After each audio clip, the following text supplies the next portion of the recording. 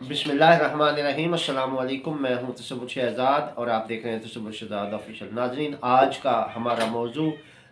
कुछ मशरिक़ वस्ता की सूरत हाल, ईरान में किरमान के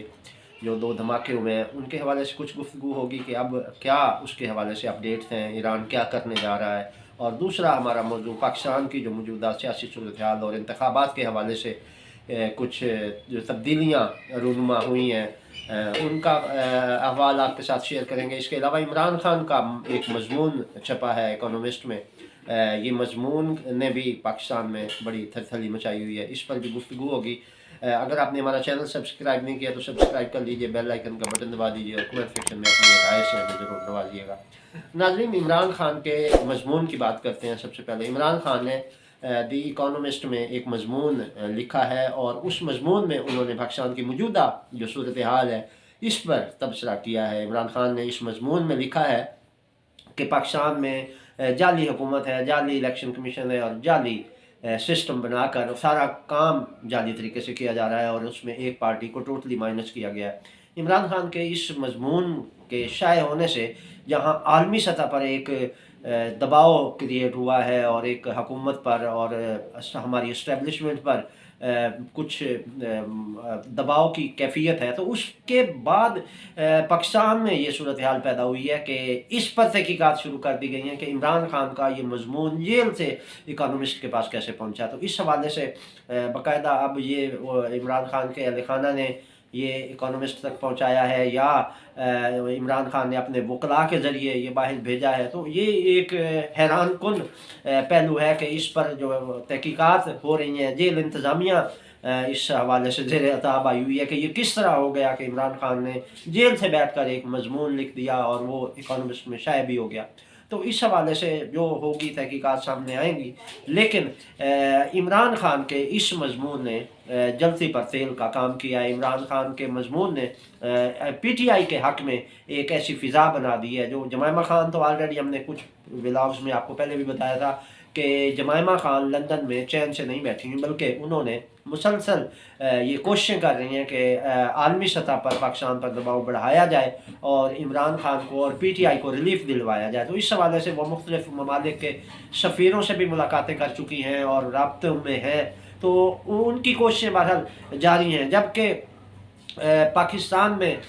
जो अब सूरत हाल है इसमें ये पोजीशन आई है, जो तब्दीली आई है कि आलमी दबाव आने के बाद अब ये फैसला किया गया है कि पीटीआई के जिन उम्मीदवारों के कागजात नामजदगी सियासी बुनियादों पर मुस्तरद किए गए हैं उन्हें मंजूर कर लिया जाएगा और इस तरह पीटीआई को एक रिलीफ मिला है। और गुज़श्ता रोज़ शाह महमूद कुरैशी और उनके बेटे के कागजात के हवाले से भी फैसला हुआ और वो फिर अब मंजूर कर लिए गए हैं। उमर कोर्ट के से उन्होंने जो जमा करवाए हुए थे अपने कागजात नामजदगी वो मंजूर हो गए हैं। इसके अलावा पीटीआई के जिन उम्मीदवारों के कागजात इस बुनियाद पर कि वो पीटीआई के कारकुन या उम्मीदवार हैं मुस्तरद किए गए थे, तो उस पर अब अदालती जो इलेक्शन ट्रिब्यूनल कायम किया गया है हाई कोर्ट की जानिब से, वो हाई कोर्ट का इलेक्शन ट्रिब्यूनल पीटीआई के इन उम्मीदवारों को अब रिलीफ देना शुरू हो जाएगा। ये उसके असरात, पॉजिटिव असरात जो आए हैं इमरान खान के मजमून के, उसका ये तासुर आ रहा है कि अब पीटीआई को इस हवाले से कुछ रिलीफ मिल रहा है और हो सकता है कि इलेक्शन होते हैं, अगर मैं अब भी अगर का लफ्ज़ इस्तेमाल कर रहा हूँ कि अगर इलेक्शन होते हैं तो उसमें फिर पीटीआई को खातिर खा कामयाबी मिलने का इम्कान है। उसकी वजह यह है कि अब भी अवाम जो है वो उनका रुझान इमरान खान की तरफ है और हुकूमत ने या इदारों ने जो सबसे बड़ी गलती की है वो इमरान खान को गिरफ़्तार करके जेल में डालना और फिर उनको फौरी तौर पर सज़ा दे देना। ये इकदाम जो फौरी तौर पर हुआ है और इसके तासुर ये बना है इससे कि अवाम ये समझते हैं कि ये सियासी इंतकामी कार्रवाई की जा रही है, इसका हकीकत से कोई ताल्लुक़ नहीं है। जितनी जल्दबाजी और उजलत में ये काम किया गया है वो इस बात का सबूत है, यानी अवाम ये समझते हैं कि ये इस बात का सबूत है कि ये इमरान खान को सियासी इंतकाम का निशाना बनाया जा रहा है। इसके अलावा कल जो समाअत हो रही थी सुप्रीम कोर्ट में, उसमें चीफ जस्टिस ने एक बड़ा काबिल गौर और इंतहाई अहम जुमला इरशाद फरमाया। Chief justice of Pakistan justice Qazi Faez Isa ने कहा कि बंदूक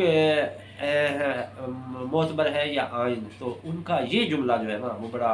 एक फैसला कुन मरहले की तरफ इशारा है और अब ये लग रहा है कि पाकिस्तान में جو ایک کہہ سکتے ہیں کہ جکڑن ہے، جو اختیارات کا ایک معاملہ ہے، اس میں وزیر اعظم کا اختیار تو وزیر اعظم کا ہوتا ہے لیکن استعمال کوئی اور کرتا ہے۔ تو اس پر چیف جسٹس کا یہ بیان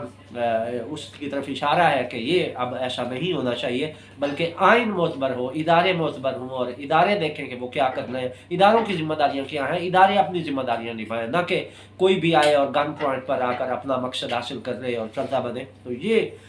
جو اشارہ تھا وہ اس جانب اشارہ تھا جو عمران خان بات کرتے تھے۔ عمران خان کہتے تھے کہ سیول سپرمیسی ہونی چاہیے، یعنی سیول بالادستی ہونی چاہیے، حکومت کی حکومت ہونی چاہیے، نہ کہ حکومت کسی اور کے پاس ہو۔ اور جب وہ آپ کو یاد ہوگا ناظرین، جب عمران خان کو اقتدار سے نکالا گیا تھا تو اس وقت عمران خان نے کہا تھا کہ یہ عجیب ہے کہ وزیر اعظم میں ہوں اور میرے اختیار کوئی اور استعمال کر رہا ہے۔ تو اب چیف جسٹس کے اس جملے سے اس جانب اشارہ ہے کہ ملک میں سیول سپرمیسی ہونی چاہیے کہ جس کا اختیار ہے وہی استعمال کرے، یہ نہ ہو کہ اختیار کسی اور کا اور استعمال کوئی اور کر رہا ہو۔ معاملہ اسلام آباد کا اور فیصلے واشنگٹن میں ہو رہے ہوں اور لندن میں ہو رہے ہوں۔ یہی وجہ ہے کہ جب بھی میاں نواز شریف کے ساتھ کوئی مسئلہ بنتا ہے یہ فوراً لندن پہنچ جاتے ہیں اور پھر لندن پلان آتے ہیں پاکستان میں، اور اسی طرح واشنگٹن میں فیصلے ہوتے ہیں۔ تو عمران خان یہ چاہتے تھے کہ پاکستان کے فیصلے پاکستان میں ہی ہوں، پاکستان کے فیصلے واشنگٹن یا لندن میں نہ ہوں۔ تو یہی نواز شریف کا بھی یہی مقصد تھا، وہ بھی سپرمیسی سیول سپرمیسی چاہتے تھے، وہ بھی چاہتے تھے کہ جمہوریت کی بالادستی ہو اور ادارے اپنی اپنی حدود میں رہیں۔ یہی وجہ ہے کہ نواز شریف جب یہ نعرہ لگا رہے تھے کہ مجھے کیوں نکالا، تو وہ اسی بنیاد پر تھا کہ ان کی سیول سپرمیسی کو تسلیم نہیں کیا گیا تھا اور ان کو نکال باہر کیا گیا۔ نواز شریف اب بھی یہ چاہتے ہیں کہ ملک میں جمہوریت ہو اور سیول سپرمیسی ہو، عمران خان بھی یہی چاہتے ہیں۔ تو ان دونوں کا مقصد ایک ہے، لیکن عمران خان کے مقصد اور نواز شریف کے مقصد میں ایک بنیادی فرق یہ ہے کہ عمران خان یہ چاہتے ہیں کہ پاکستان کے فیصلے اسلام آباد میں ہوں، پاکستان کی اپنی خارجہ پالیسی ہو اور اس خارجہ پالیسی کو پاکستان خود بنائے، پاکستان کی پارلیمنٹ بنائے۔ جبکہ میاں نواز شریف یہ کہتے ہیں کہ وہ وزیر اعظم تو وہ رہیں لیکن فیصلے واشنگٹن یا لندن میں ہوں تو انہیں کوئی اعتراض نہیں ہے۔ تو یہ بنیادی فرق تھا جس کی وجہ سے اب عمران خان زیر عتاب آئے ہوئے ہیں کہ عمران خان یہ چاہتے تھے کہ تمام ادارے اپنی حدود میں رہیں اور سیول سپرمیسی ہو، اور اس بنیاد پر عمران خان کو نکال باہر پھینکا۔ دوسرا ناظرین، اسلام آباد میں پاکستان کے تمام سفیر جو دوسرے ممالک میں تعینات ہیں ان سفیروں کو طلب کیا گیا ہے اور ان سفیروں کی 3 روزہ کانفرنس منعقد ہو رہی ہے۔ اس کانفرنس میں دنیا بھر سے پاکستان کے تمام سفیر واپس پاکستان آ رہے ہیں اور اس کانفرنس میں انہیں نئی خارجہ پالیسی دی جائے گی۔ اس کانفرنس میں وزیر اعظم صاحب بھی خطاب کریں گے اور وزارت خارجہ کے اہم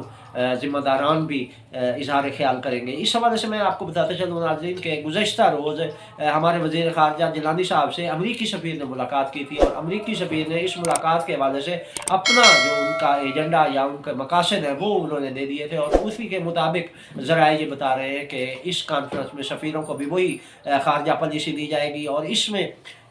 ظاہر ہے امریکہ کی ایک اثر و رسوخ ہے ہمارے ملک میں، اور جو امریکی سفیر ہے وہ وائسرائے کی حیثیت رکھتا ہے، تو اس نے اپنا ایجنڈا جیلانی صاحب کے حوالے کر دیا۔ اب جیلانی صاحب جو خطاب کریں گے یا وزارت خارجہ کے جو ذمہ داران خطاب کریں گے ان میں وہ امریکی مفادات بہرحال شامل ہوں گے۔ یہ چیزیں بعد میں کانفرنس کے بعد سامنے آ جائیں گی۔ اب عالمی سطح کی طرف بڑھتے ہیں، اور ایران میں جو کرمان میں گزشتہ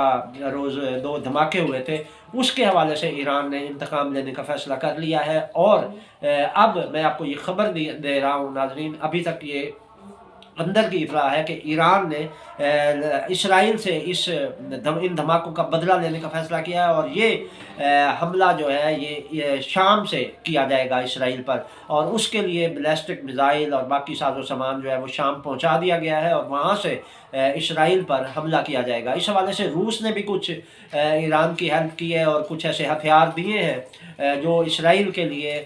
خطرناک ثابت ہو سکتے ہیں۔ تو اس حوالے سے جب سے روس اور ایران کا پیچ اپ ہوا ہے، ان کی دوستی ہوئی ہے، تو ایران کی دفاعی جو پاور ہے اس میں انتہائی اضافہ ہو گیا ہے، اور اس وقت ایران جو ہے وہ ناقابل تسخیر ملک بن چکا ہے روس کی دوستی کی وجہ سے۔ اس کے علاوہ ایران کی اپنی ٹیکنالوجی بھی کسی سے کم نہیں ہے، ایران کی میزائل اور ڈرون ٹیکنالوجی کا پوری دنیا اعتراف کرتی ہے۔ تو اس حوالے سے اب جو ہے وہ کرمان میں جو اسرائیل نے جارحیت کی تھی اس کا بدلہ براہ شام کے ذریعے ایران لینے جا رہا ہے، اور بہت جلد اسرائیل کو اس کی بھاری قیمت